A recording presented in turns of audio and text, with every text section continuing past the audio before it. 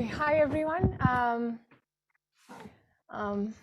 So I am going to talk about streaming PCA for Markovian data. This is joint work with Samantak, who is will join as a first year PhD student. Okay, what's going on? Give me a second. Somehow it's just going on its own.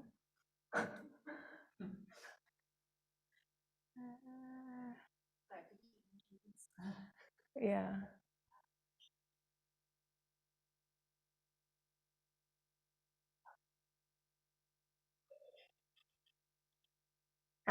Okay. Let's hope this time I can control it better.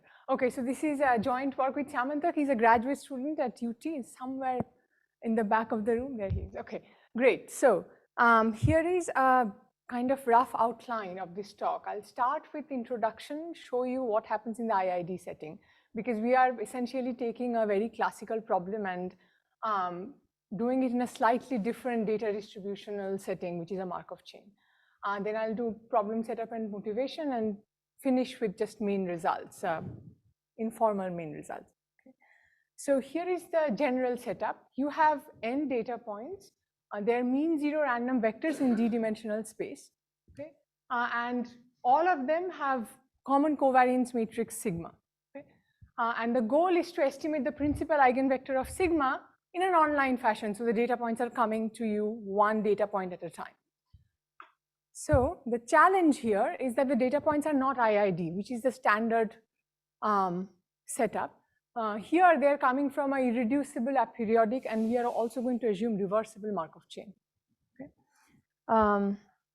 So let's think a little bit. I'll just talk about PCA, and everyone in this room knows about PCA, but still. So remember that PCA is, to get the first principal component, we are just trying to find the direction. When you project along that direction, variance is maximized, right? So that's essentially the objective function. So you have xi are the vectors, you are projecting them down on some w. W is what you are trying to learn. You are squaring it, summing it up, that gives you an estimate of variance, modulo some constant factor, and you are maximizing it over a unit vector w. Okay? Now, how do I do it on an online setting? And of course, this is a non-convex optimization problem. One of those very nice non-convex optimization problems where the surface is nice and there are no spurious local optima. So a stochastic gradient type algorithm is going to be very simple. Just take a derivative and then move in the direction of the derivative with some learning rate, right? This eta t here is a learning rate. You can fix it as a constant for all t at something like log n over n. You can sort of cheat a little bit and assume, even if it's online, maybe I know all the data points a priori, like I know how many data points or I have a good enough guess. Or you could do it adaptively, just decay it as 1 over t. And then, of course, you have to project it down on the unit sphere. And you keep going. This is your algorithm. It's very nice because you don't have to estimate the whole d by d sample covariance matrix. You can literally just update one vector. You see xt, you update wt, you keep going. Okay. Now, initialization is also very simple. You just pick a unit vector uniformly distributed over the unit sphere.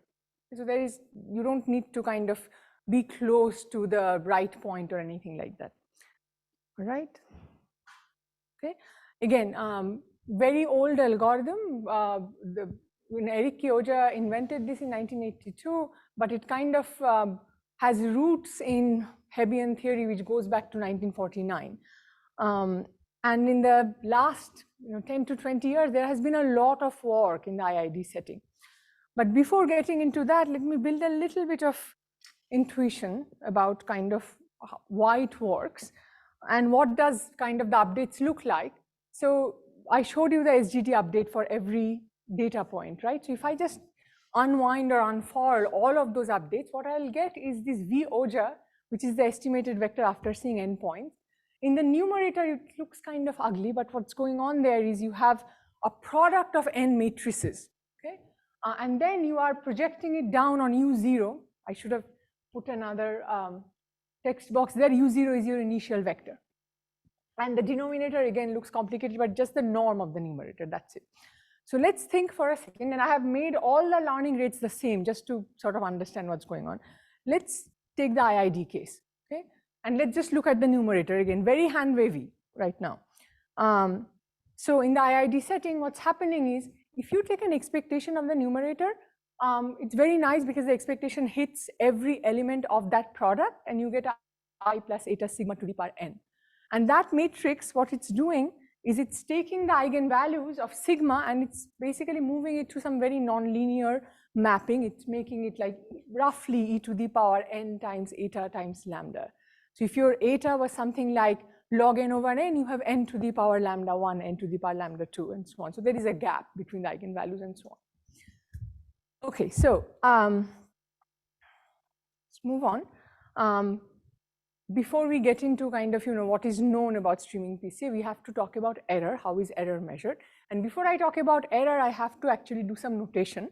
So V1 is the top eigenvector of sigma. This is unknown. I'm trying to estimate it. Remember, V Oja is estimating that using these online methods. Lambda 1 and lambda 2 are the top two eigenvalues of sigma. Okay? And the error of Oja's algorithm, and I'm going to just refer to it as Oja's algorithm, or Oya's algorithm, I always mess that up, but still.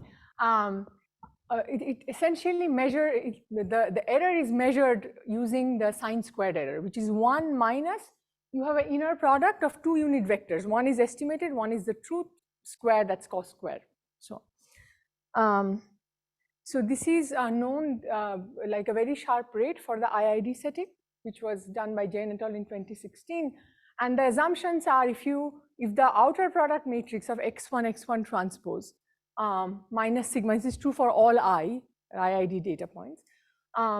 If this is the operator norm is bounded almost surely, then I can give you an adaptive rate so that the sine squared error is going to be something like 1 over n. And there is the gap, the eigengap shows up and something like a variance parameter shows up. I also want to say that like Rachel is here and she has done a lot of work on Oja's algorithm as well in the IID setting. So let's now talk about our problem. So what are we trying to do? So what we have is a Markov chain. It's a very nice Markov chain, irreducible, a periodic, reversible, give me everything, right? And what's happening is you are moving through the state space. Okay, and at every state, your data point is coming from some distribution specified by that state. The notation that you will have to remember is the transition matrix P. This is a omega, like number of states by number of states transition matrix.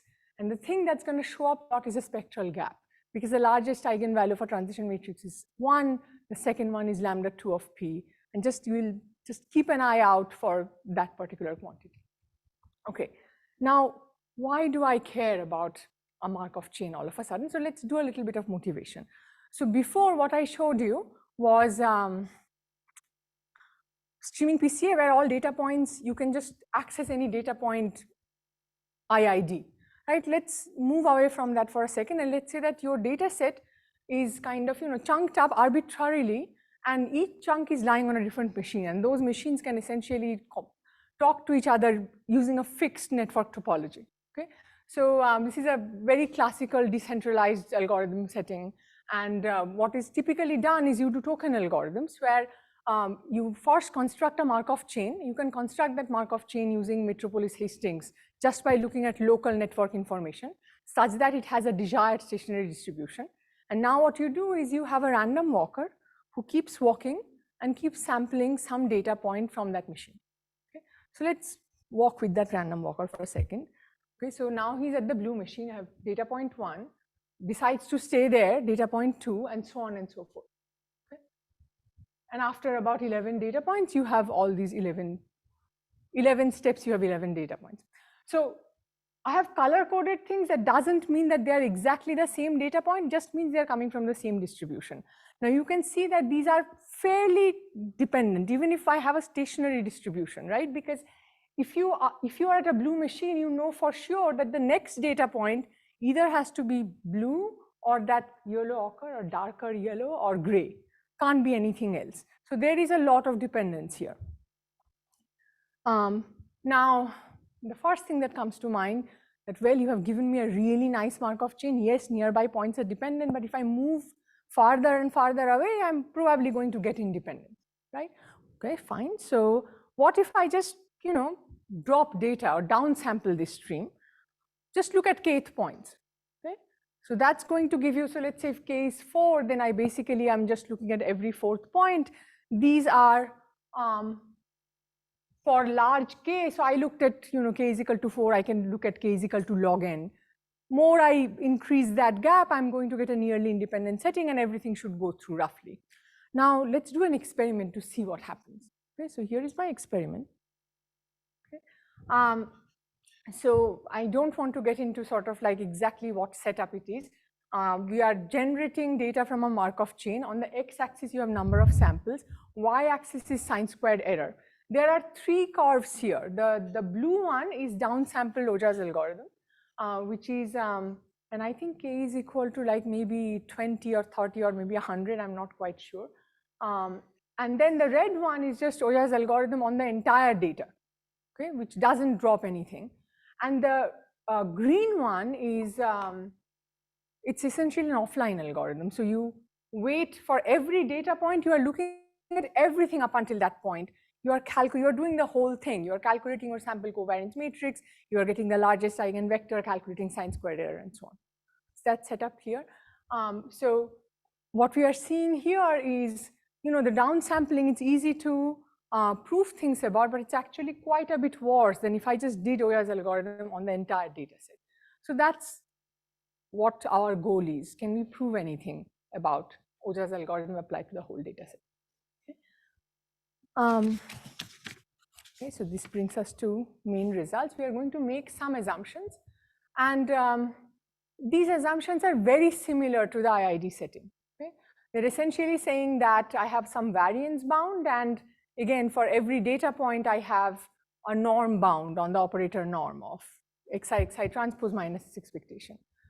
So here is our main result. It's again looks long, but I'll just like to point out the main parts of this. So what we are saying is, give me a nice Markov chain, and by nice I mean irreducible, periodic, and reversible. And then if you give me some step size schedule, which is again just decaying, eta I is roughly proportional to 1 over I. And then for sufficiently large, and by sufficiently large, what we need is something like, n over log n is bigger than something. So it's not a very stringent condition. What you can show is that the sine-squared error, again, decays roughly as 1 over n. So this rate, the main term is in red. Everything else is much smaller. And it's very much like the IID rate. There is only one difference, which is this 1 minus lambda 2 of p, which is the spectral gap. So think of this as, because your data is dependent now, it's almost like you have your effective sample size becomes smaller. Okay, so that's kind of what's going on. So you have made your error has gone up. Your effective sample size is kind of like n times 1 minus lambda 2p. Okay. Let me go to the next slide and sort of talk about where we stand compared to all the other results there. So I did talk about downsampled algorithm, and that was, I think I didn't mention at that time, but this is work by Chen et al. In 2018 NeurIPS. And what they have is something very like a 1 over n rate with a 1 over gap square. Gap is lambda 1 minus lambda 2. And by the way, there are a bunch of lambdas floating around. Lambda 1 minus lambda 2, it's the gap of the covariance matrix. Okay? And the lambda 2 of p, that's coming from the Markov chain, just to again like remind everyone. So they also have a 1 over n and then gap square. There's something like a tau mix, which again is something like 1 over 1 minus lambda 2p. But there is a log n factor essentially, which is coming from dropping logarithm of n data points. So really your data set is n over log n size. And in comparison, what we show is we don't have a log, we can kind of remove all dependence on logarithms. So it's 1 over n times 1 minus lambda 2, and then there is a gap square. So in that sense, it's very similar to what is known for the IID case in Jain et al.'s work. The other thing that I want to point out is very recently, Rachel and I think her students did some work on what happens if you give me n data points IID and the offline algorithm, which is essentially a Markov Bernstein. So you basically prove Bernstein's inequality for sums of random variables, which are random matrices in this case, which are coming from a Markov chain. Okay, and that is right here. It's Niemann et al. And there also it's very similar. You can see that both these rates are very similar. There is an extra log D there, which is also there in the like the IID case. And I think kind of if I go according to what happens in the IID setting, that log D is possibly removable if you give me enough data points. If you go a little bit in the asymptotic regime and give me constant probability of success. So that's kind of our work. Oops, yeah, move it here. So I'll just conclude. So this is, to our knowledge at least, like a very first, the first sharp bound for obtaining the first eigenvector of sigma, which is coming from the stationary distribution of a Markov chain. Your data is coming from a Markov chain. And we feel that, at least I think that the theoretical tools that we developed here should be applicable to other settings where you have essentially matrix products of, again, matrices are coming from a Markov chain, they are not IID. And of course, it will be very nice to extend this to the, top K components, not just one. We just did it for one. It was not easy, so that would be quite a bit of work, I think. And it will also be nice to remove some of these conditions. For example, the almost sure bound, and can we remove the reversibility condition and so on. So how much time do I have? Nothing. Okay, time. Good. If anyone is interested in the proof, then we can talk about it offline. Yeah. Thanks, Purna.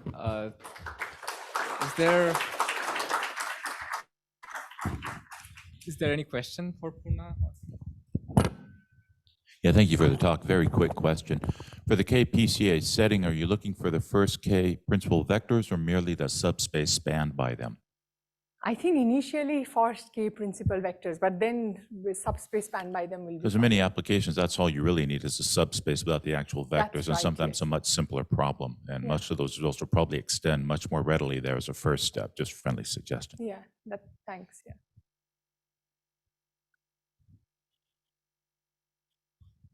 Very interesting. Picking up on the dependence on D, I suppose that the larger the dimension D is, the harder the problem should be. But where do you see that in your result? Oh, that's a great question. So, okay, so it's all hiding in here. So, I'm making a very strong assumption about the effective dimension. Yes, they're lying in a D-dimensional space, but then I'm saying that that norm of a very large D-dimensional outer product matrix minus sigma is bounded.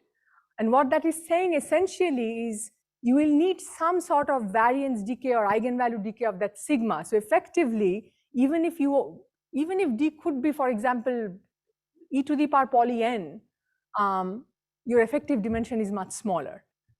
That's kind of what's going on. So this is not really like a truly high dimensional setting in that sense.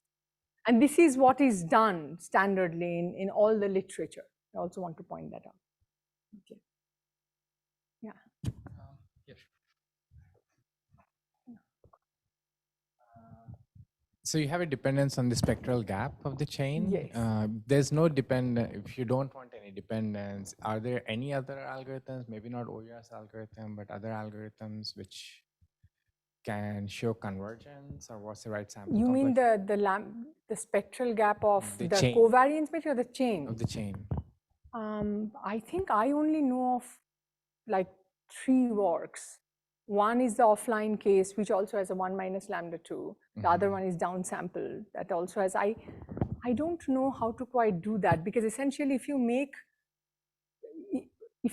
that gap smaller and smaller, it's going to take forever to mix. And unless you have mixing, I'm not sure if the tools of, if you go farther away from each other, you kind of have this exponential decay. Those tools won't work. But that's all I can say at this point. But that's a great question.